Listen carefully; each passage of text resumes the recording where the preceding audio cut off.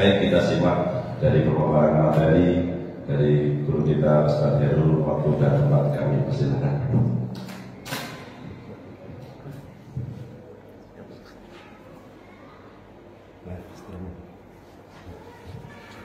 Bismillahirrahmanirrahim. Assalamualaikum warahmatullahi wabarakatuh. Alhamdulillahirabbil alamin. Wassalatu wassalamu ala sayyidil mursalin nabiyyina Muhammadin wa ala alihi wa sahbihi ajma'in. Allahumma la ilma lana illa ma 'allamtana innaka antal alimul hakim. Allahumma 'allimna ma yanfa'una wanfa'na bima 'allamtana wa zidna 'ilma wa arina al-haqqa haqqan warzuqna ittiba'ah wa arina al-batila batilan warzuqna ijtinabah waj'alna mimman yastami'una al-qawla fayattabi'una ahsanah wa adkhilna bi rahmatika fi 'ibadika as-salihin. Alhamdulillahirabbil alamin. Segala puji dan syukur marilah senantiasa kita haturkan, kita panjatkan kehadirat Allah Subhanahu wa taala atas limpahan karunia dan juga kucuran rahmatnya pada kita semua, hingga sampai di pagi hari ini kita kembali diberikan kemudahan, kesempatan dan juga kekuatan untuk beribadah melaksanakan sholat subuh berjamaah. Kemudian kita lanjutkan dengan duduk dalam satu majelis zikir dan juga majelis untuk thalabul ilmi. Jamaah rahimakumullah, pagi hari ini kita akan melanjutkan kisah tentang Nabi Yusuf alaihissalam, dan tema yang akan kita bahas kali ini adalah Nabi Yusuf memilih untuk masuk penjara dan beliau berdakwah di dalamnya. Nabi Yusuf memilih untuk masuk penjara dan beliau tetap berdakwah meskipun di dalam penjara. Ad-dunya sijnul mu'min wa jannatul kafir. Dunia ini adalah penjaranya orang beriman dan surganya orang kafir. Maksud dari hadis Nabi ini sebenarnya bukan berarti orang mukmin itu harus masuk apa? Penjara, bukan. Tetapi bagi Nabi Yusuf, beliau betul-betul masuk ke dalam penjara atau dimasukkan ke dalam penjara, dan beliau tinggal di penjara itu selama beberapa tahun. Di dalam Al-Quran memang tidak disebutkan durasi lamanya beliau tinggal di penjara, tetapi sebagian ulama ada yang menjelaskan bahwa beliau di penjara kurang lebih selama 7 tahun. Ya, jadi beliau memilih untuk masuk ke dalam penjara. Ad-dunya sijnul mu'min. Dunia itu penjaranya orang mukmin. Lah bagi Nabi Yusuf, beliau betul-betul dimasukkan ke dalam penjara. Meskipun sebenarnya makna dari hadis Nabi ad-dunya sijnul mu'min, dunia adalah penjaranya orang mukmin, wa jannatul kafir, dan surganya orang kafir. Maknanya adalah kalau bapak beriman, kemudian semasa hidup di dunia kok hidupnya enak, ya apa-apa tercukupi, duit banyak, rumah megah, kendaraan mewah, istri cantik, soleha, anak-anak nurut, itu kan kayak surga di dunia kan? Kayak surga di dunia. Tetapi kalau dibandingkan dengan potensi kenikmatan surga yang bakal kita dapatkan, seluruh kenikmatan di dunia ini ibaratnya masih seperti apa? Seperti apa? Seperti penjara, ya, seperti penjara. Jadi sesenang-senangnya bapak, sebahagia-bahagianya orang mukmin hidup di dunia itu, kalau dihadapkan pada potensi kenikmatan yang akan dia dapatkan di surga, itu masih seperti penjara. Dan sementara orang kafir, sesusah-susahnya dia hidup di dunia, misalnya ada orang kafir ditakdir hidupnya miskin, sakit-sakitan, nggak punya apa-apa, hidupnya berat. sesusah-susahnya hidup orang kafir di dunia, kalau dihadapkan pada potensi siksaan dan penderitaan yang akan dia dapatkan di neraka, itu masih seperti di dalam apa? Surga. Jadi sesusahnya orang kafir di dunia itu seperti di dalam apa? Surga. Karena bandingannya siksa apa? Siksa neraka. Nah, itu makna dari hadis Nabi, ad-dunya sijnul mu'min wa jannatul kafir. Dunia itu adalah penjaranya orang mukmin dan surganya orang kafir. Lah, Nabi Yusuf alaihissalam akhirnya beliau memilih untuk masuk ke dalam penjara. Dari kisah Nabi Yusuf ini, ketika beliau nanti memilih untuk masuk ke dalam penjara, lebih beliau senangi, kita dapat mengambil banyak pelajaran, terutama di dalam menentukan pilihan ketika menjalani kehidupan. Di dalam kehidupan kita ini, kita sering dihadapkan kepada berbagai pilihan. Mau milih A atau B, milih nomor 1, nomor 2 atau nomor 3 misalnya. Dan nanti bagaimana kita menentukan sikap di dalam memilih berbagai pilihan yang ada di hadapan kita ini, bisa kita pelajari dari kisah Nabi Yusuf alaihissalam ini. Ada prinsip-prinsip, ada kaidah-kaidah yang bisa kita jadikan acuan di dalam menentukan pilihan. Saya beri contoh dulu. Misal kasus pertama, bapak-bapak dihadapkan pada satu pilihan, satu saja, pilihannya cuma satu. Di dalam pilihan itu terdapat maslahat atau manfaat, tetapi juga banyak madaratnya. Pilihannya cuma satu, manfaatnya ada, maslahatnya ada, tapi madaratnya juga ada, mungkin bisa lebih banyak. Apa yang akan Bapak lakukan? Mengambil pilihan itu atau meninggalkannya? Tergambar atau belum nih? Ada bayangan atau tidak? Apa? Misalnya ini, tapi kan pilkada nih misalnya ya. Calon yang mencalonkan diri cuma satu. Calon bupatinya atau calon wali kotanya atau calon gubernurnya cuma satu saja. Satu sama kotak kosong misalnya. Nah, satu orang ini Bapak lihat ada sisi baiknya, tapi sisi buruknya juga banyak. Ya, baiknya ada, buruknya juga ada, mungkin lebih banyak. Apa yang akan Bapak lakukan? Memilih dia atau tidak memilihnya? Milih siapa?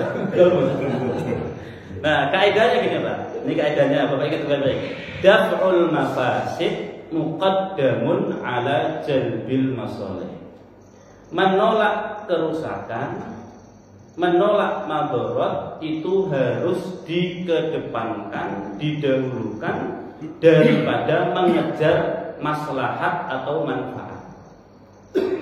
Jadi kalau ada manfaat, ada kebaikan, tapi satu sisi ada banyak madaratnya, maka yang harus didahulukan adalah menolak madaratnya.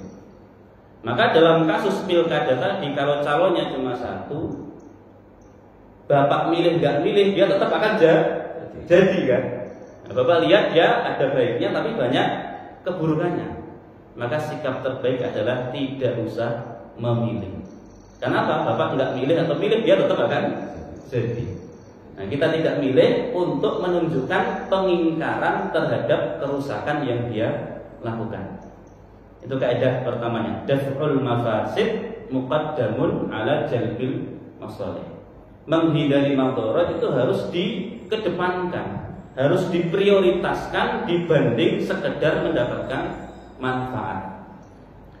Minum khamr misalnya, khamr itu ada manfaatnya atau tidak?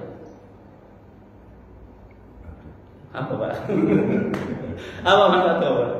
Ya mungkin bagi orang yang sudah mengkonsumsinya Pak, ya menghangatkan badan atau membuat pikiran yang berat terasa ringan, sejenak bisa melupakan masalah. Tetapi di balik khamr itu ada madarat, ada kerusakan yang lebih besar dan ada dosa di belakangnya.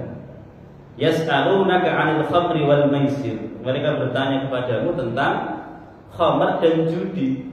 Qul, katakan, fihima itsmun kabiru wa manafi'u linnas. Di dalam khamr dan judi itu ada dosa besar dan ada pula manfaatnya bagi manusia. Ya. Jadi semua yang diharamkan oleh Allah itu kalau dicari manfaatnya ada atau tidak, tetap ada manfaatnya, Pak. Judi ada manfaatnya. Manfaatnya apa? Ya kalau dia beruntung, berpotensi bisa jadi orang apa? Kaya sesaat. Ya, tapi akhirnya tetap akan jatuh miskin. Ada manfaatnya. Tetapi gimana? Qul fihima itsmun kabiru wa manafi'u linnas. Di dalam judi dan khamr itu ada dosa yang besar dan ada pula manfaatnya bagi manusia. Wa itsmuhuma akbaru min naf'ihima. Tetapi dosa keduanya jauh lebih besar dibanding manfaatnya. Maka tidak boleh kita berjudi atau minum khamr hanya karena di situ terdapat manfaat. Kaidahnya daf'ul mafasid muqaddamun ala jalbil masalih. Menghindari kerusakan, madharat, dosa itu lebih diutamakan daripada sekedar ingin mendapatkan maslahat atau manfaat. Bapak sholat jadi imam, misal, ya, Bapak sholat jadi imam. Setelah Al-Fatihah, Bapak membaca surat yang di dalamnya ada ayat sajdah. Sebagaimana kita ketahui bahwa ketika kita membaca Quran yang kemudian kita melewati ayat sajdah, di situ ada kesunahan dari Nabi untuk melakukan apa? Sujud tilawah. Jadi itu sunnah hukumnya. Artinya kalau kita kerjakan ada potensi dapat pahala. Karena ini sunnah yang dilakukan oleh Rasulullah SAW. Baik ketika kita membacanya di luar sholat maupun ketika sedang mengerjakan sholat. Nah, Bapak pas sholat baca surat yang di situ ada ayat sajdah. Lalu Bapak dihadapkan pada pilihan, ini aku sujud tilawah atau tidak. Dan maka Bapak perlu menganalisa. Kalau sujud tilawah berarti dapat pahala sunnah. Tetapi juga harus memperhatikan kondisi dan keadaan makmum. Kira-kira nanti kalau aku sujud tilawah, makmum paham atau tidak? Ya kalau paham mereka akan ikut sujud tilawah. Tapi kalau makmum tidak paham, akhirnya malah sholatnya rusak. Makmum malah teriak subhanallah. Lalu Bapak tetap sujud subhanallah. Gitu. Nah, artinya apa? Potensi kerusakannya ada. Maka dalam kasus seperti itu, kalau misalnya ada kesunahan untuk sujud tilawah, tetapi Bapak melihat makmum ini rata-rata awam, belum paham tentang sujud tilawah. Dalam kondisi seperti itu, daf'ul mafasid muqaddamun ala jalbil masalih. Menghindari kerusakan sholat itu lebih diutamakan, diprioritaskan daripada mengharapkan pahala dapat sunnah sujud tilawah. Ya lebih baik tidak usah sujud tilawah daripada menimbulkan kegaduhan di tengah-tengah sholat. Bapak sudah benar, malah subhanallah. Bapak ngotot kan, subhanallah, malah ribut nanti dalam apa? Sholat. Nah itu kaidah pertama. Jadi kalau kita dihadapkan pada pilihan, ada manfaatnya, tapi ada potensi madharat yang bisa jadi lebih besar, maka yang diprioritaskan adalah menghindari madharat daripada mengejar maslahat. Itu kasus pertama. Kasus kedua, misal Bapak dihadapkan pada dua pilihan. Pilihan pertama dan kedua. Pilihan pertama ada kebaikan, ada maslahatnya. Pilihan kedua juga ada kebaikan dan maslahatnya. Mana yang akan Bapak pilih? Pilihan pertama atau kedua? Ada dua pilihan di hadapan kita. Satu dan dua. Satu baik sih, dua juga baik. Ada maslahatnya, ada maslahatnya, ada manfaatnya, dua juga ada manfaatnya. Mana yang akan dipilih? Taqdimu akbaril masalih. Jadi kalau dua pilihan itu sama-sama ada maslahatnya, maka kedepankan mana yang maslahatnya lebih besar. Ya, mana yang kebaikannya lebih besar. Misal contoh gini, pilkada tadi. Calonnya dua, satu orang baik, dua juga orang baik. Maka dilihat dari dua orang ini mana yang kebaikannya itu lebih besar, apakah yang nomor satu ataukah nomor dua. Nomor satu dia baiknya apa? Dia rajin sholat, bacaan Qur'annya bagus. Nomor dua, dia rajin sedekah, suka nolong orang lain. Kalau dalam konteks memilih pemimpin, mana yang akan Bapak pilih? Nomor satu atau nomor dua? Nomor dua.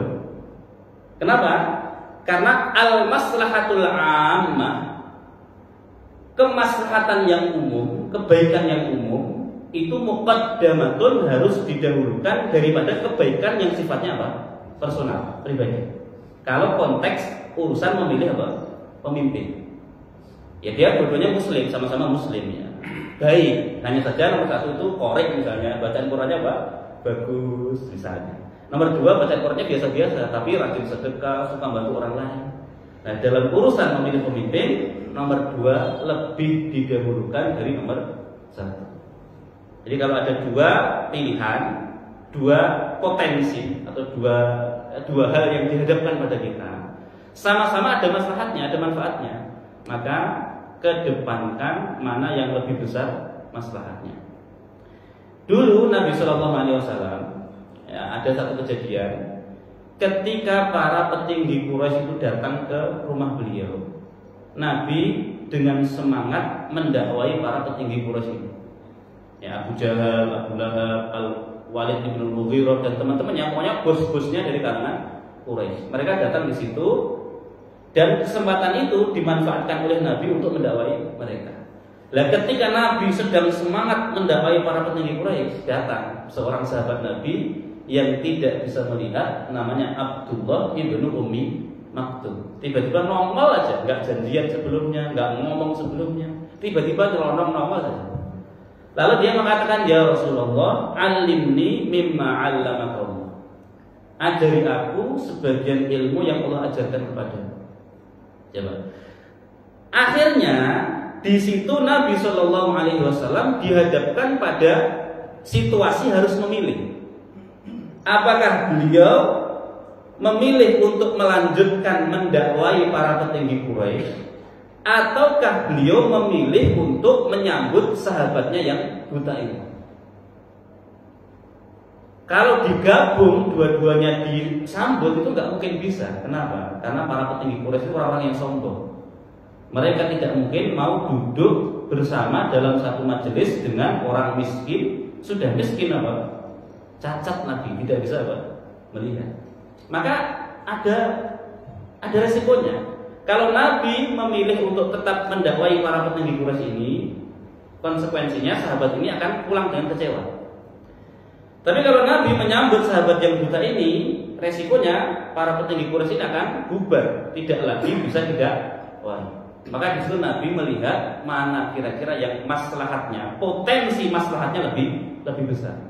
Maka Nabi melihat bahwa mendakwai para petinggi Quraisy ini potensi maslahatnya jauh lebih besar. Karena dalam pandangan Nabi, kalau para pemimpin Quraisy ini masuk agama Islam, niscaya anak buahnya juga akan lebih mudah untuk diajak masuk agama Islam.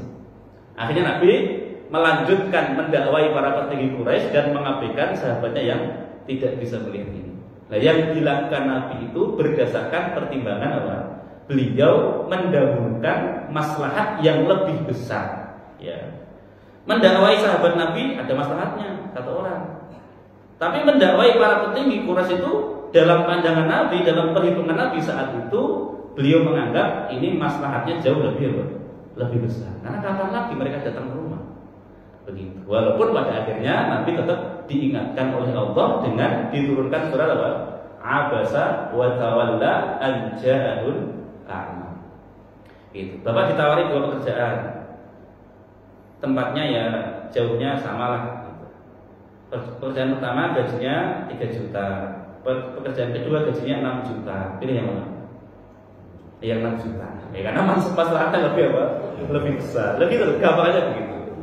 Ini tentu tidak melihat faktor-faktor yang lain. Anggap saja misalnya tawaran pekerjaan dari tempat yang jauhnya dari rumah kita hampir sama. Terus beban kerjanya ya mirip-mirip lah. Tapi tawaran pertama cuma gaji 3 juta, tawaran kedua gajinya 6 juta. Ya, nggak usah mikir panjang, pilih ya Pak. 6 juta. Nah, itu namanya takdimu akbaril masoleh, mendahulukan yang maslahatnya lebih besar. Itu kasus kedua. Nah, kasus ketiga, bagaimana kalau kita dihadapkan pada dua pilihan yang sama-sama madorot? Pilihannya dua, sama-sama jelek. Mana yang harus kita pilih? Kalau pilkada tadi calonnya dua, jelek semua, rusak semua misalnya. Nah, mana yang harus kita pilih? Nah, ini kaidahnya Pak, irtikabu akhafid dororain. Harus memilih yang potensi madorotnya lebih kecil, lebih ringan. Ya, jadi si pilihan pertama ada kerusakannya, ada madorotnya. Pilihan kedua ada madorotnya. Ya, pilihan pertama jelek, pilihan kedua juga jelek. Lalu kita dihadapkan pada dua pilihan itu dan mau tidak mau kita harus memilih. Maka pilihlah yang lebih kecil atau lebih ringan madorotnya. Dan itulah yang dilakukan oleh Nabi Yusuf alaihi salam. Nah, nanti kita bahas ceritanya. Jadi Nabi Yusuf perilakunya itu kalau di dalam kaidah itu mengikuti prinsip irtikabu akhafid dororain. Beliau memilih untuk mengambil potensi madorot yang lebih ringan atau yang lebih kecil. Contohnya dalam perilaku Nabi misalnya, Nabi itu pernah melihat, ya Nabi dan para sahabatnya pernah melihat ada A'rabi. A'rabi itu seorang Arab Badui, Arab pinggiran, orang-orang yang adabnya kurang, semena-mena, kalau ngomong ceplas-ceplos, kalau bertindak yo semaunya, itu Badui. Ada orang Badui masuk masjid ke pojokan terus kencing di pojokan masjid. Yang dilakukan Nabi atau misalnya nggak usah Nabi dulu, kalau bapak misalnya mendapati ada orang gila masuk masjid, terus dia langsung kencing di pojokan masjid sini. Udah kencing, udah keluar kencing. Bapak melihat itu, yang kan bapak lakukan. Kalau bapak musir, dia pergi sambil kencing, akhirnya kencingnya malah apa? Malah belepotan kemana-mana. Coba. Artinya gini, bapak biarkan dia ada madorot, ya kan? Ada madorot, dia akhirnya kencingnya di situ aja. Tapi kalau bapak tahan, bapak apa? Misalnya bapak usir, ada potensi madorot yang lebih apa? Besar, lebih banyak. Bisa jadi dia malah jalan sambil lah, orang gila kan nggak mikir deh, orang gila misalnya. Nah, dalam kasus kayak gitu, bapak kan harus memilih antara membiarkan dulu sampai selesai atau segera mengusirnya. Kalau membiarkan sampai selesai berarti nanti ada genangan kencing di pojok masjid. Tapi kalau ditahan, diusir, malah potensi kencingnya kemana? Mana? Di situ kita harus memilih mana yang sekiranya madorotnya lebih kecil. Nah, itu yang dilakukan Nabi dulu. Nabi para sahabat melihat ada orang Badui, orang pinggiran Arab, langsung kencing di masjid. Lah bedanya kalau Masjid Nabawi dulu alasnya masih apa? Pasir. Jadi gampang nanti mencucikannya. Lah ini pasirnya karpet. Gitu kan. Lah pasir. Lah begitu ada Badui udah kencing, para sahabat itu sudah mulai berdiri pengen apa? Memberikan pelajaran pada Badui itu. Pokoknya dihajar oleh sahabat. Terus kata Nabi, Bapak, jangan biarkan dia. Biarkan dia sudah. Karena Nabi tahu betul dibiarkan dia ada madorotnya, dilarang juga ada madorotnya. Kalau dibiarkan dia kencing di pojokan, kencingnya di pojokan saja sudah. Tapi kalau dilarang, bisa jadi malah kencingnya kemana-mana. Atau kalaupun dia menghentikan kencingnya, bisa menimbulkan madorot bagi si Badui itu. Karena awalnya kencing, udah mau lega, tiba-tiba tertahan, malah bisa jadi jatuh sakit. Maka Nabi memerintahkan sahabat itu apa? Udah biarkan dia sampai selesai. Setelah si Badui itu selesai kencing, terus Nabi perintahkan apa? Siramkan seember air. Udah segitu aja Pak. Artinya sahabat ngambil seember air terus disiramkan ke tempat di mana si Badui itu kencing. Lah begitu cara mensucikan najis. Jadi ambil air kemudian disiramkan kepada tempat yang terkena najis. Nah dari sini kemudian para ulama fikih itu menetapkan cara untuk mensucikan najis. Jadi kalau ada kencing misalnya di pojokan, kencing kucing atau apa, itu tidak cukup hanya sekedar dielap atau dipel saja, harus disiram dengan apa? Air. Jadi nggak boleh misalnya tiba-tiba ada tai kucing, bapak bersihkan dulu tainya, terus langsung ambil kain pel, dilap dengan kain pel, itu nggak cukup. Harus ada proses disiram dengan apa? Air dulu. Ada air yang dialirkan terlebih dahulu. Jadi ngambil air segayung atau segelas, disiramkan, dialirkan, baru nanti apa? Dibersihkan. Nah, caranya begitu. Ya. Nah, yang dilakukan oleh Nabi tadi juga berpegang pada prinsip atau kaidah irtikabu akhafil dhararain. Memilih mana yang madaratnya lebih kecil, yang lebih ringan. Ya, kalau dibiarkan, ya sudah berarti ada najis di pojokan. Tapi kalau ditahan, dilarang, malah potensi najisnya kemana? Mana? Kalau dilarang, pergi, malah pergi sambil apa? Kencing, ya, malah madaratnya lebih besar. Maka yang dilihat madaratnya lebih kecil adalah membiarkan si badui itu sampai selesai. Baru setelah itu Nabi perintahkan sahabat untuk mensucikan najis dengan menyiramkan seember air pada tempat najis. Baik, itu beberapa prinsip kaidah yang berkaitan dengan menentukan pilihan. Jadi kalau di dalam pilihan itu cuma satu, ada manfaat dan madarat, prinsipnya menghindari madarat lebih diprioritaskan. Ya, Bapak dapat tawaran kerja satu, gajinya 5 juta, bagus ya. Tapi tempat kerjanya jauh, yang mana Bapak tahu kondisi kesehatan Bapak itu sedang ngedrop. Kalau naik kendaraan perjalanan jauh, potensi misalnya apa? Kambuh. Jadi dalam tawaran kerja itu ada manfaat dapat gaji, tapi ada resiko mengorbankan kesehatan. Nah, maka dalam hal itu lebih didahulukan apa? Ya, menghindari madarat, bagaimana badan tetap sehat meskipun potensinya atau resikonya tidak jadi mendapatkan pekerjaan. Jadi madarat menghindari madarat lebih diprioritaskan.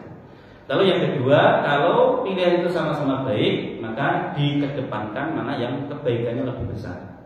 Sama-sama ada maslahatnya, mana maslahatnya yang lebih besar. Dan kalau ada kebaikan yang sifatnya umum, itu lebih didahulukan daripada kebaikan yang sifatnya personal.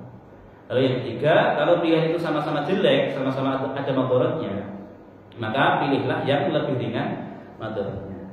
Nah, inilah kasus yang ketiga ini, prinsip yang ketiga ini yang dipilih oleh Nabi Yusuf alaihissalam. Jadi perilaku Nabi Yusuf, beliau memilih penjara itu berdasar pada prinsip irtikabu akhafil dhararain. Beliau memilih madarat yang lebih ringan. Kenapa? Karena beliau dihadapkan pada pilihan. Pilihannya apa?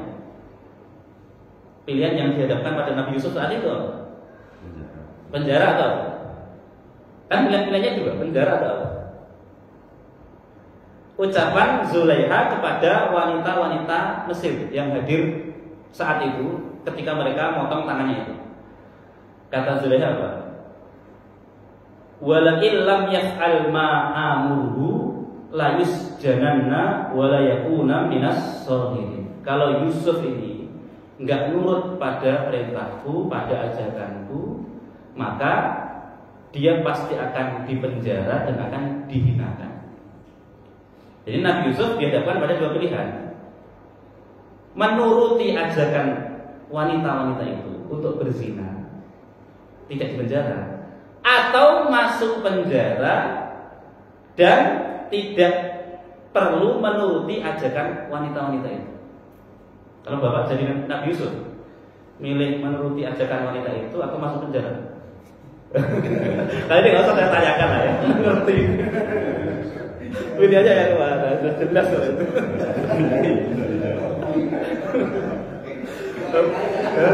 Ustaz pakai nanya segala.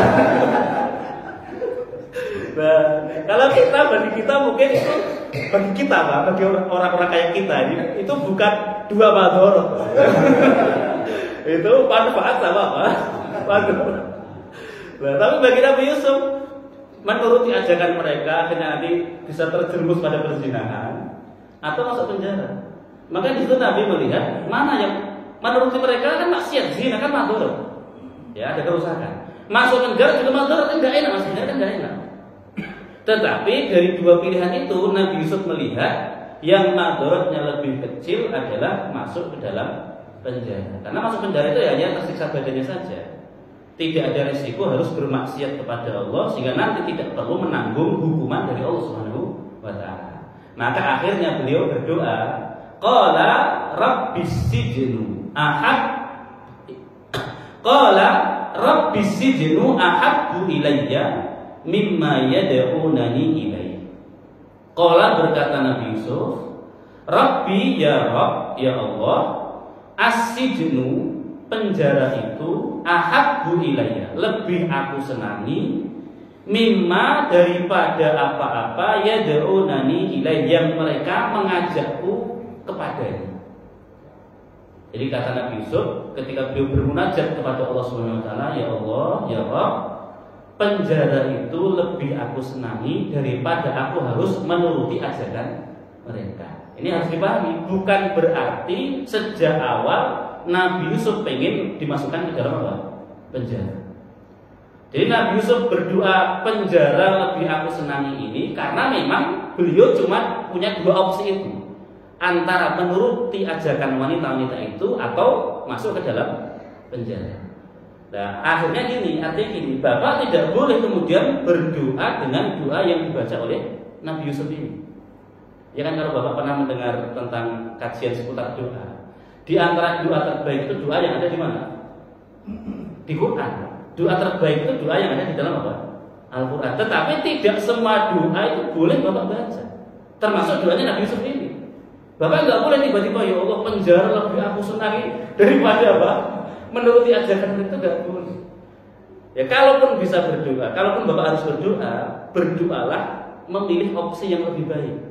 Misalnya nih, Bapak diajak untuk berzina, terus Bapak, ya Allah, misalnya apa doanya, ya Allah saya dapat duit 100 juta ya Allah, lebih baik, lebih aku senangi daripada harus apa? Menuruti ajakan wanita itu. Nah, itu doa yang lebih baik, Pak. Artinya apa? Nah, kita meminta yang maslahat yang baik dan memilih untuk dihindarkan dari apa? Mafsadat atau kerusakan. Jangan malah Bapak tidak dikasih opsi masuk penjara terus malah tiba-tiba apa? Qala rabbi sijnu ahabbu ilayya, ya Allah penjara lebih aku senangi. Enggak boleh begitu. Kecuali kalau tadi Bapak betul-betul dihadapkan pada dua pilihan, salah satunya adalah masuk apa? Penjara. Pak, masuk penjara atau berzina? Bapak doa, ya Allah, Pak, masuk penjara atau zina, Pak? Ya Allah, penjara lebih aku senangi daripada berzina. Itu boleh, karena memang pilihan kita cuma antara penjara atau berzina. Tapi kalau Bapak tidak diberi opsi oleh Allah berupa masuk penjara, itu jangan tiba-tiba berdoa Rabbi as-sijnu ahabbu ilayya mimma yad'unani ilaihi. Ini pentingnya memahami konteks. Ya, jadi jangan mentang-mentang nanti Bapak kumpulkan doa-doa di dalam Al-Quran. Akhirnya termasuk doanya Nabi siapa? Yusuf ini Bapak baca doa dalam Al-Quran.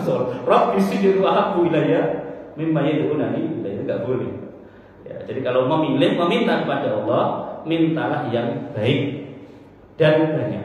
Ya, jadi kalau minta kepada Allah, itu kita sadar Allah itu maha kaya, maha baik. Jadi kalau minta kepada Allah, minta yang baik-baik, minta yang banyak. Nah, beliau memilih, ya Rabb, penjara itu lebih aku senangi daripada menuruti ajakan mereka. Wa illa tasrif anni kaidahunna. Wa illa, dan apabila tidak, tasrif engkau palingkan anni dariku kaidahunna, tipu daya mereka, wanita-wanita itu, asbu ilaihina, aku akan amilu, akan cenderung kepada mereka, wa akum minal jahilin, dan aku akan menjadi bagian dari orang-orang yang bodoh. Ini adalah tauhid yang diajarkan oleh Nabi Yusuf alaihissalam. Jadi kalau Nabi Yusuf bisa selamat dari tipu daya mereka, bisa menghindari ajakan mereka bermaksiat, itu semata-mata bukan karena kesolehan pribadi beliau, bukan karena kehebatan beliau, tetapi semata-mata karena apa? Pertolongan dari Allah Subhanahu wa taala. Jadi tauhid yang benar. Dan beliau mengatakan, wa illa tasrif anni kaidahunna, kalau engkau tidak palingkan aku dari tipu daya mereka ya Allah, asbu ilaihinna, aku akan cenderung kepada mereka. Nah, digoda sekali mungkin selamat, tapi kalau 2 kali, 3 kali, 4 kali, namanya manusia mesti ada kecenderungan. Maka kalau engkau tidak palingkan aku, engkau selamatkan aku dari tipu daya mereka ya Allah, asbu ilaihinna, aku akan cenderung kepada mereka. Wa aku minal jahilin, dan aku akan menjadi bagian dari orang-orang yang bodoh. Orang-orang yang bodoh itu orang-orang yang memperturutkan hawa nafsu. Karena kebalikan dari bodoh itu cerdas. Orang yang cerdas itu siapa? Orang yang cerdas adalah orang yang mampu mengekang hawa nafsunya dan beramal 5 ba'dal maut. Beramal untuk kehidupan setelah kematian. Itu orang yang cerdas. Dan kebalikan dari orang yang cerdas adalah orang yang jahil, orang yang bodoh. Berarti siapa? Orang yang memperturutkan hawa nafsunya demi kesenangan sesaat dalam kehidupan dunia. Nah, jadi kalau misalnya sampai akhirnya misalnya ya, seseorang diajak berzina, terus tiba-tiba ya, prosesnya panjang ya. Akhirnya dia berzina, itu berarti orang yang bodoh. Kenapa? Dia memperturutkan hawa nafsu demi kesenangan sesaat dalam kehidupan dunia. Itu doanya Nabi Yusuf alaihissalam. Wa illa tasrif anni kaidahun, dan beliau mengajarkan tauhid kepada kita. Jadi beliau meskipun nabi, meskipun orang yang dipilih oleh Allah Subhanahu wa taala, beliau tidak pede dengan kesolehannya. Ya, enggak mentang-mentang aku nabi, enggak mungkin aku kegoda. Enggak. Nah, jadi kita nabi aja enggak kayak gitu, apalagi kita, Pak. Aku ini ustaz, aku ini rajin ibadah, enggak mungkin kegoda, enggak mungkin dari mana? Nabi Yusuf saja meskipun beliau nabi, meskipun beliau dipilih oleh Allah, beliau tidak mengandalkan kesolehannya. Beliau menggantungkan semuanya kepada Allah Subhanahu wa taala. Kalau engkau ya Allah tidak palingkan aku dari mereka, aku malah ada potensi kecenderungan kepada mereka. Akhirnya doa Nabi Yusuf ini diijabah oleh Allah. Dan ijabahnya sesuai dengan yang dipilih oleh siapa? Nabi Yusuf alaihissalam. Karena beliau doanya apa? Penjara lebih aku senangi daripada mengikuti ajakan mereka. Akhirnya betul-betul beliau ditakdirkan oleh Allah masuk ke dalam penjara untuk menguji kejujuran ucapan seorang nabi. Maka ada ulama mengatakan kalau seandainya doa Nabi Yusuf gak kayak gitu, misalnya dia doanya tidak minta atau tidak lebih memilih masuk penjara, niscaya beliau tidak akan masuk penjara. Berhubung beliau doanya Rabbi as-sijnu ahabbu ilayya, penjara lebih aku senangi. Dan untuk menguji kebenaran, kejujuran ucapan Nabi ini, Allah betul-betul kabulkan. Fastajaba lahu rabbuhu, Tuhannya Nabi Yusuf mengijabah doanya beliau. Dan rata-rata Pak, doa para nabi itu mesti apa? Mustajabah. Ya, doa para nabi itu mustajabah. Kenapa? Karena mereka orang pilihan. Yang kedua, rata-rata yang namanya nabi itu statusnya madlum. Madlum itu dizalimi. Nah, jadi ada banyak faktor yang menyebabkan doa para nabi itu langsung mustajabah. Di fastajabah lahu itu fa itu menunjukkan setelahnya, tetapi tidak memerlukan waktu yang lama. Jadi kalau dalam bahasa Arab ada fa, ada summa. Fa ta'qib. Fa dengan summa itu artinya sama-sama kemudian. Bedanya apa? Kalau fa itu kemudiannya tidak butuh waktu yang lama. Tapi kalau summa itu bisa jadi apa? Ya, setahun kemudian, 10 tahun kemudian, 30 tahun kemudian, tetap summa. Nah, di ayat ini Allah pakai fa, fastajaba lahu rabbuhu. Tuhannya Yusuf mengijabah, kemudian mengijabah. Kemudiannya pakai fa dalam artian tidak butuh waktu yang lama. Nah, para nabi itu kalau berdoa itu mesti mustajabah. Kenapa? Karena satu, status mereka orang pilihan. Ya, berarti kalau orang pilihan orang soleh, ya, orang yang mulia. Yang kedua, rata-rata para nabi itu mazlum, dizalimi. Dan kita tahu di antara doa yang mustajabah itu doanya siapa? Orang yang terzalim. Ittaqu da'watal mazlum. Berhati-hatilah kalian terhadap doa orang yang dizalimi. Fa innahu laisa bainaha wa bainallahi hijab. Karena sesungguhnya tidak ada hijab pembatas, penghalang antara doanya orang yang dizalimi dengan Allah Subhanahu wa taala. Nah itu fastajaba lahu rabbuhu. Allah ijabah doanya Nabi Yusuf. Fasarafa anhu, kemudian Allah memalingkan dari Nabi Yusuf kaidahunna, tipu daya wanita-wanita itu. Jadi Allah betul-betul menyelamatkan Nabi Yusuf dari tipu daya wanita-wanita itu. Caranya apa? Dengan dimasukkan ke dalam penjara. Itu takdir dari Allah Subhanahu wa taala. Ya begitulah cara Allah menyelamatkan hamba-hambanya. Nabi Yusuf diselamatkan dari madharat yang sangat besar, meskipun dengan apa? Mendapatkan madharat yang jauh lebih kecil. Ya, tapi bagi para nabi, penjara atau tidak itu sama saja.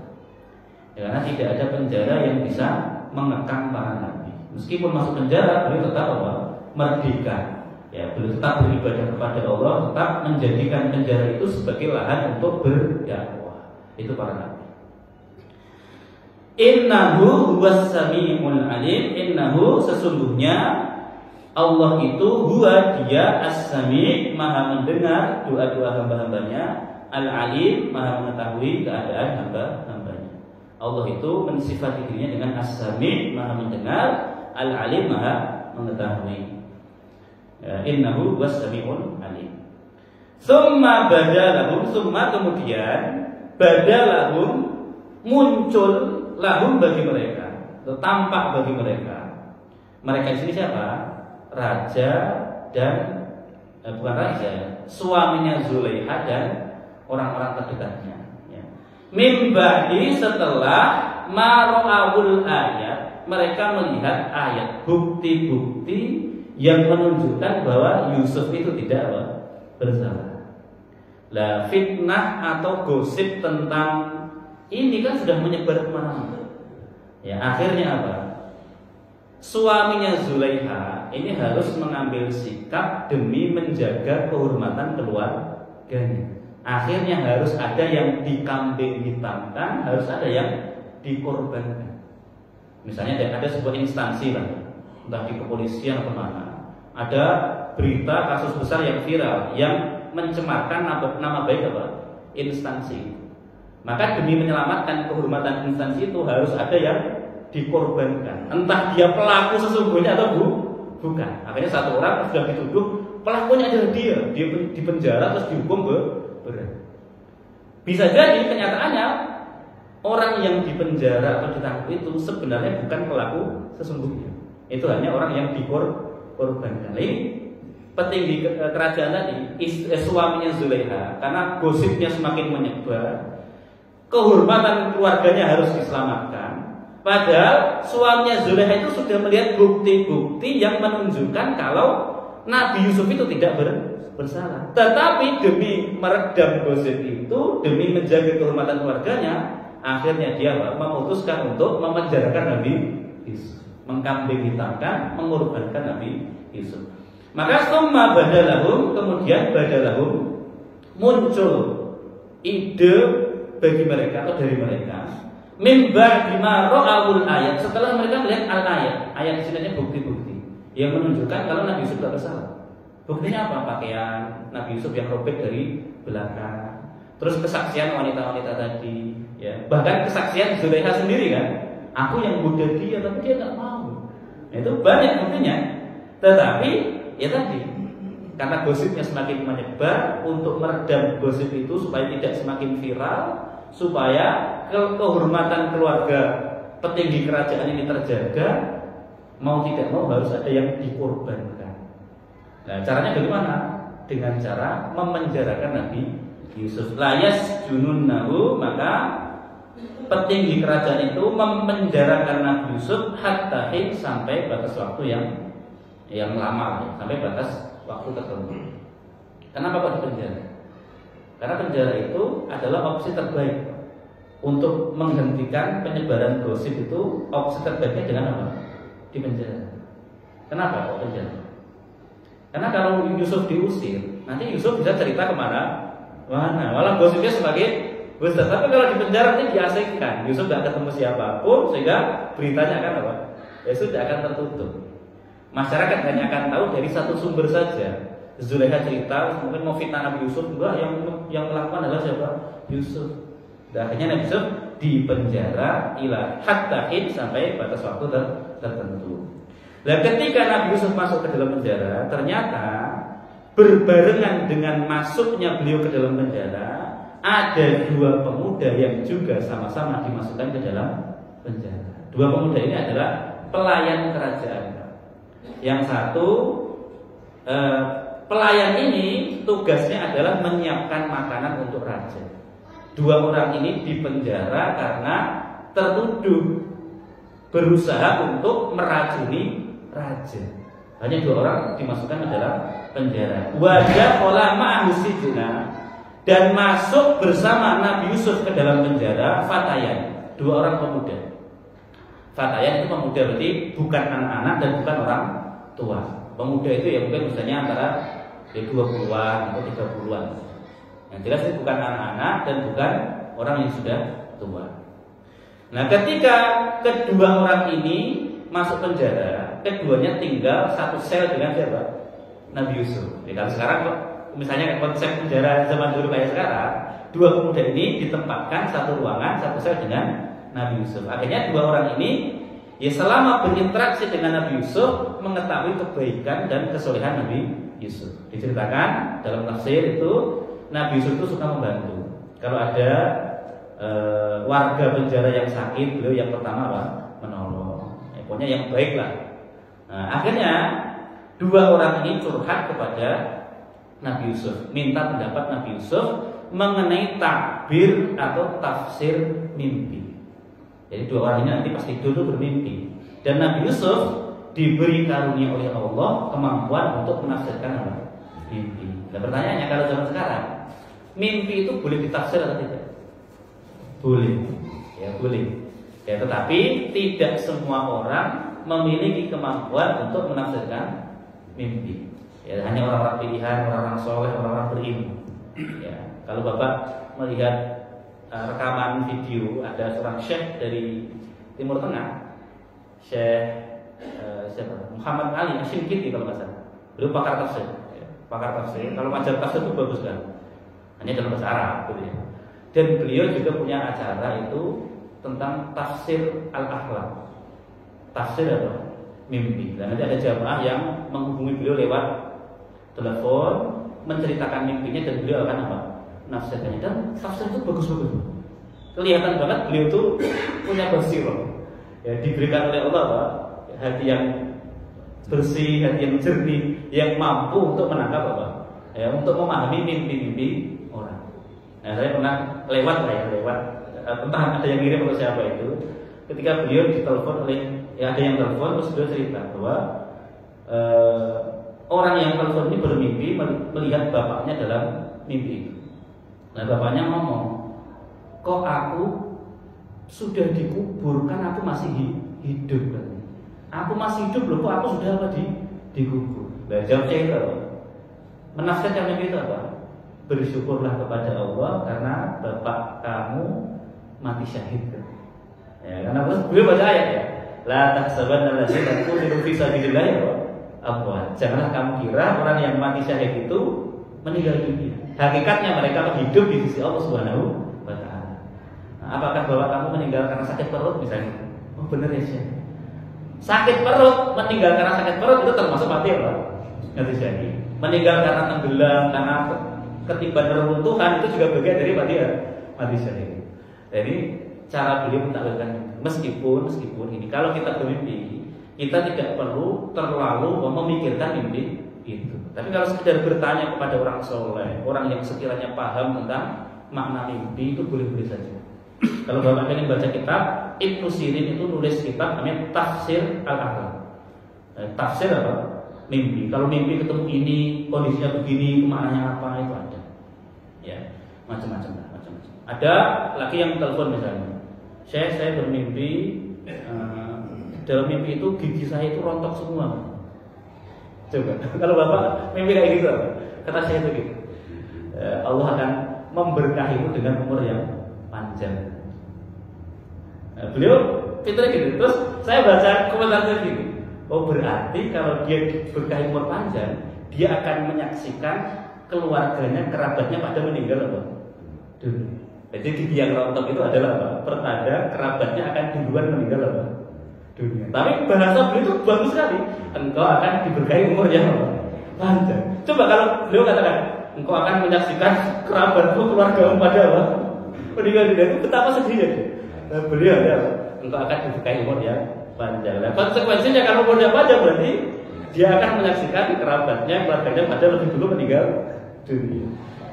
Nah, jadi mimpi itu bisa ditafsirkan, tetapi tidak semua orang mampu atau diberi diberi taufik, diberi kemampuan oleh Allah untuk menafsirkan mimpi. Ya, itu tergantung kepada kebersihan hati seseorang, basirah yang Allah berikan pada orang tersebut. Dan Nabi Yusuf termasuk di antara nabi yang diberi ilmu oleh Allah untuk menafsirkan mimpi. Kalau tafsirnya mimpi Nabi itu mesti benar, Pak. Tapi kalau tafsirnya mimpi selain Nabi, ya bisa benar, bisa apa? Bisa tidak. Itu bedanya. Kalau Nabi menafsirkan mimpi berdasarkan apa? Ilmu dari Allah Subhanahu wa taala, wahyu dari Allah. Maka tafsirnya Nabi terhadap mimpi mesti apa? Benar. Tapi kalau yang menafsirkan selain Nabi itu hanya kemungkinan-kemungkinan. Ya, kalaupun meleset ya nggak apa-apa, namanya tafsir, ya tafsir saja. Ya, tafsir itu bisa benar, bisa tidak. Akhirnya dua orang itu curhat cerita pada Nabi Yusuf. Qala ahaduhuma, berkata salah satu dari keduanya, ini aroni aksiru khamro. Ini sesungguhnya aku melihat diriku sendiri dalam mimpi, maksudnya ya. Apa aksiru khamro? Aksiru aku memeras khamro. Khamro itu khamr, Pak. Tapi maksud khamr di sini bukan khamr. Khamr kok diperas kan nggak bisa. Berarti meras apa? Anggur. Di khamr di sini artinya anggur, Pak. Kalau dalam balaghah namanya iktibaru ma yakun. Ya, yang disebutkan itu adalah sesuatu yang sudah akan jadi. Anggur kalau diperas menjadi apa? Anggur kalau diperas jadi apa? Khamr. Nah, jadi aku melihat diriku sendiri dalam mimpi itu memeras anggur. Wa qala al-akhar, sementara yang satu lagi ngomong, ini aroni, sesungguhnya aku melihat diriku sendiri dalam mimpi, ahmilu, aku membawa fauqa ra'si, di atas kepalaku khubzan roti. Aku membawa roti, nyambul roti di atas kepalaku. Ta'kulut tayru minhu, tiba-tiba burung datang terus makan roti dari apa? Dari atas kepalaku. Nabbina bi ta'wilihi, beritakanlah kepada kami tentang takwilnya, tentang tafsirnya. Inna naraka minal muhsinin, sesungguhnya kami melihat engkau bagian dari orang-orang yang baik. Muhsin itu orang yang berbuat baik. Bukan orang soleh, orang baik. Nah, kami punya mimpi seperti ini, melihat mimpi seperti ini. Ceritakanlah kepada kami tafsir dari mimpi tersebut. Kenapa? Karena engkau naraka minal muhsinin, kami melihat engkau termasuk orang yang soleh.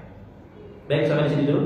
Insyaallah nanti disambung di pertemuan yang akan datang. Bagaimana Nabi Yusuf menafsirkan mimpi keduanya, dan bagaimana sebelum Nabi Yusuf menafsirkan mimpi itu, beliau terlebih dahulu mendakwai kedua orang ini. Jadi beliau meskipun dalam penjara tetap menjadikan penjara itu sebagai medan dakwah, lahan tempat untuk berdakwah. Jadi tidak ada yang bisa mengekang para nabi. Begitu, wallahu a'lam. Sallallahu alaihi wasallam. Alhamdulillahirabbil alamin. Terima kasih Pak Ustaz yang memaparkan materi. Silakan kalau Bapak yang ingin memperdalam materi pagi ini atau ingin berdiskusi hal yang lain, silakan tunjuk jari.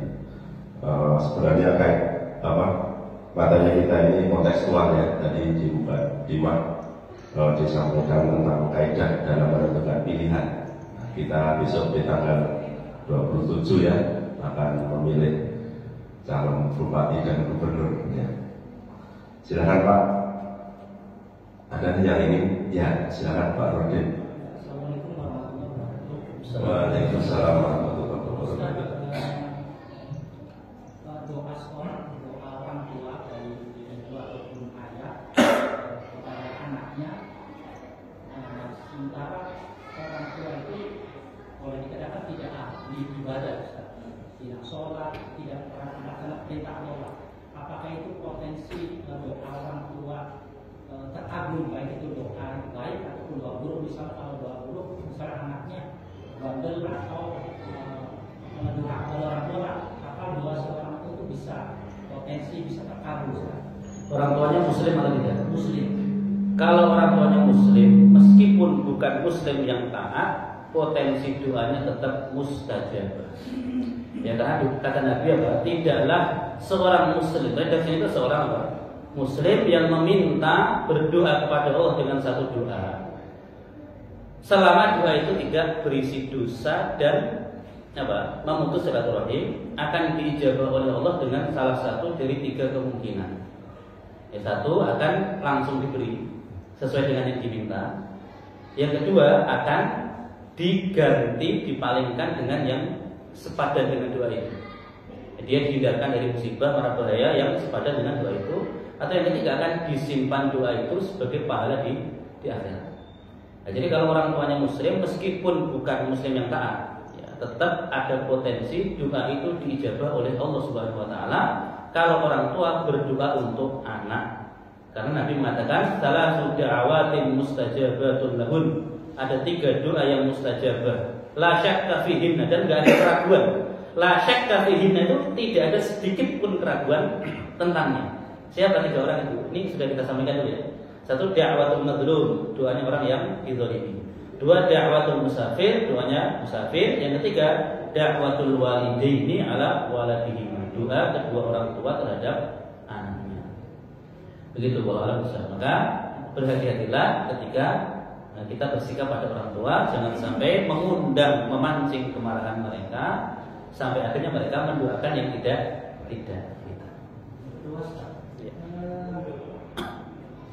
Mungkin yang terjadi masyarakat kita di luar ini bikin, misalnya kita bikin SIM bikin SIM di Polres, kemudian kita tidak melalui jalur resmi dengan orang tua kepada polisi misalnya seperti itu. Itu kan sama kayak nyogok. Nah, itu nyogok. Nah, apa bedanya kalau kita bikin SIM yang tidak melalui resmi itu, tapi kita melalui biro jasa. Memang di situ biro jasa itu juga disediakan untuk bikin SIM juga. Potensi kita bisa bikin SIM itu ada. Jadi kita ini diwajibkan oleh negara, oleh siapa? Oleh negara lah ya. Kalau pengen mengendarai kendaraan harus memiliki SIM kan gitu.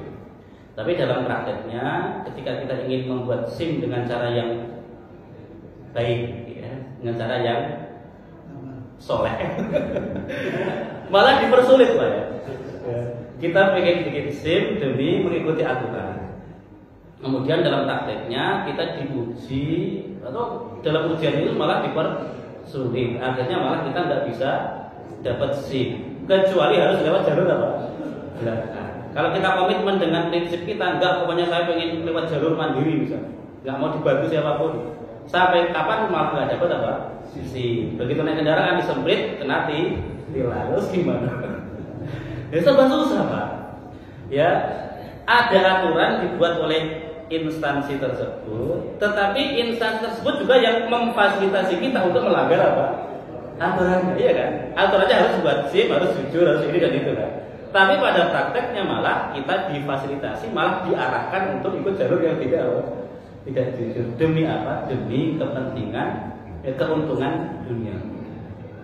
Ya, bagi kita insya Allah apapun yang kita pilih, karena kondisi seperti ini, semoga dimaafkan oleh Allah Subhanahu Wa Taala. Tapi bagi mereka yang punya kuasa, mereka harus siap mempertanggungjawabkannya di hadapan Allah Subhanahu Wa Taala. Jadi karena keadaan kita masih seperti ini, ya Bapak tidak ada masalah buat SIM lewat jalur apa? Jalur lewat biro misalnya. Karena biro kan cuma datang foto pulang Pak, iya kan? Nggak ada tes ini dan itu ya. Semoga tidak apa-apa, karena memang sistem kita masih seperti ini. Ya kecuali aturan negara kita ini betul-betul apa ditegakkan. Ya. Kemudian ujian prakteknya pun yang manusiawi. Nah, maksudnya kita diuji naik kendaraan harus lewat kayak gini, memang ada jalan di dunia nyata kayak gitu kan nggak ada Pak. Yang harus lewat muter 8 gitu. Coba jalan mana yang bentuknya kayak gitu? Nah kita ini naik motor kan di dunia nyata kan, bukan di dunia mainan begitu. Harusnya kan ujiannya lebih manusiawi, misalnya polisinya bonceng kita jalannya, Bapak kalau berangkat kerja lewat rute mana? Nah diikuti dari rumah sampai apa? Perusahaan, terus dinilai, oh ini benar lampu merah berhenti misalnya. Kan lebih manusiawi gitu. Jadi ya kalau dilihat hukum salah atau tidak, ya tetap ada sisi salahnya, ada sisi pelanggarannya. Tetapi ya gimana lagi, wong aturannya memang dibuat seperti itu. Kita ini kalau pengen buat simpel itu justru lebih diarahkan untuk keamanan. Tanpa apa? Tes, pokoknya gampang, sana aja gampang. Itu dari pihak berwenangnya sendiri. Terus gimana tuh? Kalau kita pengen jujur malah dipersulit, resikonya kita malah kena tilang. Terus gimana tuh? Ya sudahlah. Semoga dimaafkan oleh Allah Subhanahu wa taala. Dan mereka semoga segera memperbaiki apa? Aturan. Itulah Allah.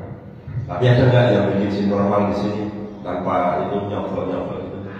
Ada. Ada bisa ada. Tapi bukan bapak. Saya Pak, ada teman dia buat SIM itu sampai datang 3 kali. Yang keempat nyogok. Betul kan? Lah gimana? Begitu gagal dia dijadwal 2 pekan kemudian. Lah kan itu makan waktu Pak, udah makan waktu, harus keluarin ongkos lagi kan. Gagal dijadwal 2 pekan lagi, jadi 2 pekan lagi. Akhirnya kan kita menyerah, udah kapok kan. Ya gitu. Nah itu gimana ya? Serba susah Pak ya. Serba susah. Baik Pak, ada lagi? Ada yang punya Pak Nasirani. Assalamualaikum warahmatullahi wabarakatuh. Waalaikumsalam warahmatullahi wabarakatuh. Tanya di dalam hadis Nabi itu, nama Nabi itu tertera Ahmad, Muhammad, Al-Mahdi, Al-Aqib, Al-Asir. Tapi selama ini banyak kita terdengar suara-suara ala Toha Rasulullah, ala Yasin Rasulullah. Siapa itu Tohanya dan siapa itu Yasinnya? Nah pertanyaan kedua, saya langsung sekaligus dua Ustaz. Masih berkenaan dengan manfaat dan mandorot. Mungkin dalam kita setiap tahun itu banyak kelihatan tulisan-tulisan, kalau terutama ketika Maulid Nabi, tertera tulisan besar Nabi Muhammad SAW, dan ada undangan-undangan selalu tulisan Assalamualaikum BRWB. Nah itu kan dalam artian siapa yang menulis itu memviralkan madorot, dan karena siapa itu SDB, SAW, siapa itu BRWB. Nah itu mohon penjelasannya Ustaz. Terima kasih. Assalamualaikum warahmatullahi wabarakatuh. Yang pertama tentang Yasin sama Toha. Yasin wal Qur'anil Hakim. Terus innaka laminal mursalin. Yasin wal Qur'anil Hakim, demi Al-Qur'an yang hakim, penuh dengan kebijaksanaan. Terus innaka, sesungguhnya engkau laminal mursalin, betul-betul bagian dari para rasul yang diutus oleh Allah. Engkau di situ siapa? Nabi Muhammad SAW. Jadi Yasin ini menurut sebagian ulama juga termasuk bagian dari nama Nabi Muhammad SAW berdasarkan ayat ketiga dari surat Yasin itu. Jadi Yasin, hai Muhammad, wal Qur'anil Hakim, demi Al-Quran yang penuh dengan kebijaksanaan. Terus innaka, sesungguhnya engkau itu siapa? Muhammad. Jadi sebagian ulama menafsirkan, menjelaskan bahwa Yasin itu adalah Nabi Muhammad. Terus ada yang lagi, salamun ala Yasin, keselamatan ala keluarga Yasin siapa? Muhammad SAW. Tetapi itu bukan penafsiran yang mujma' alaih, bukan penafsiran yang disepakati oleh seluruh ulama. Ya, yang sepakat Yasin itu termasuk huruf muqatta'ah. Ya kayak alif lam mim, kayak kaf ha ya ain shad, kayak itu. Terus maknanya apa? Allahu a'lamu bi muradihi bihi. Allah yang lebih tahu tentang maknanya. Jadi mengenai huruf muqatta'ah tadi, para ulama setidaknya berpendapat dua. Satu, ada yang tidak berusaha mentafsirkannya. Ya sudah, alif lam mim ya Pak, ya alif lam mim. Maknanya apa? Allahu a'lam bi muradihi bihi. Allah yang lebih tahu maknanya. Lalu yang kedua, sebagian ulama berusaha untuk menggali makna dan tafsirnya.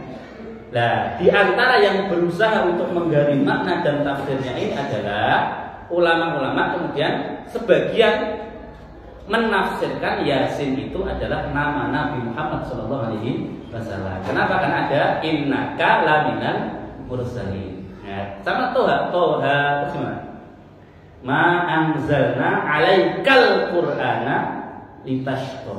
Toha, tidaklah kami menurunkan Al-Quran kepadamu, siapa? Muhammad. Jadi Toha juga siapa?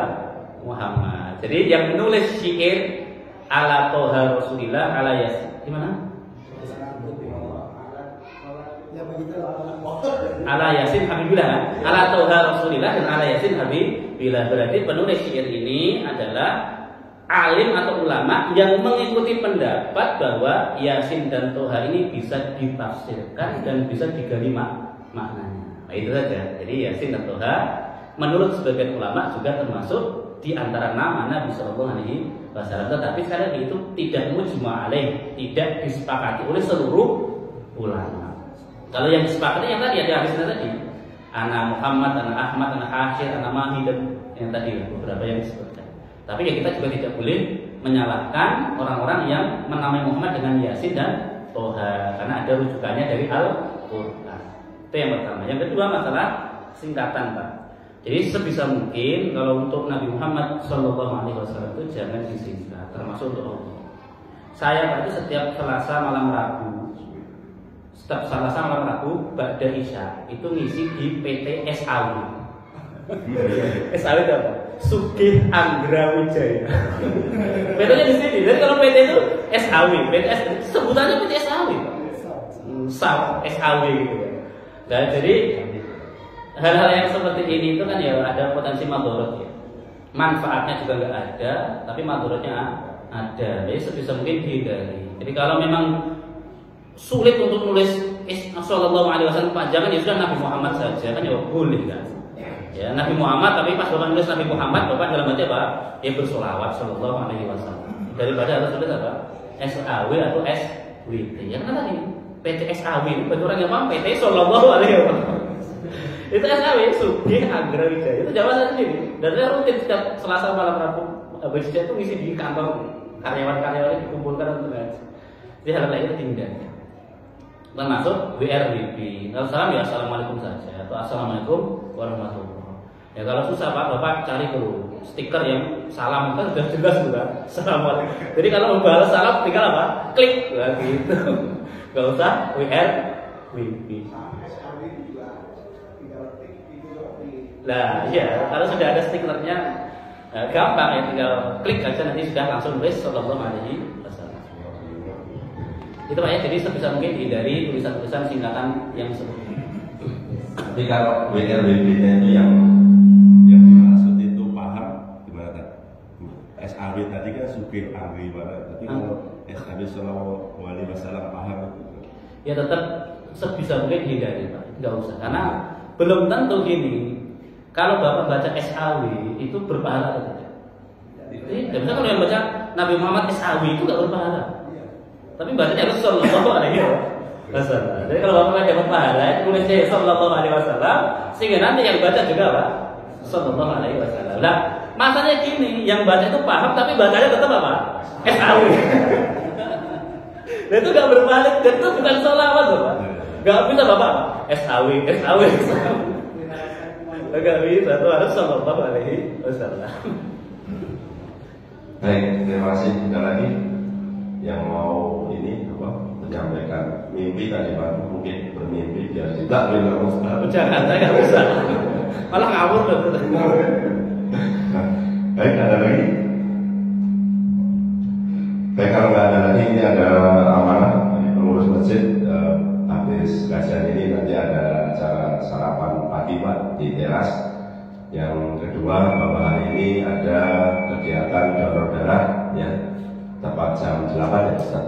Jam 8 akan dimulai. Nanti yang ingin mengikuti donor darah terlebih dahulu mengisi link yang sudah disediakan ya, biar proses pendaftarannya cepat ya. Mungkin itu kajian pada pagi hari ini kita tutup dengan istighfar 3 kali dan doa kafaratul majlis. Astagfirullahaladzim, astagfirullahaladzim, astagfirullahaladzim. Subhanallahumma wa bihamdika, asyhadu an la ilaha illa anta, astaghfiruka wa atubu ilaik.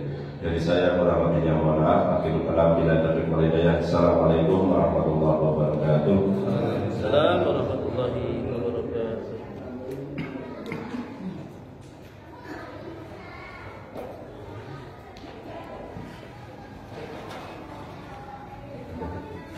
Ya.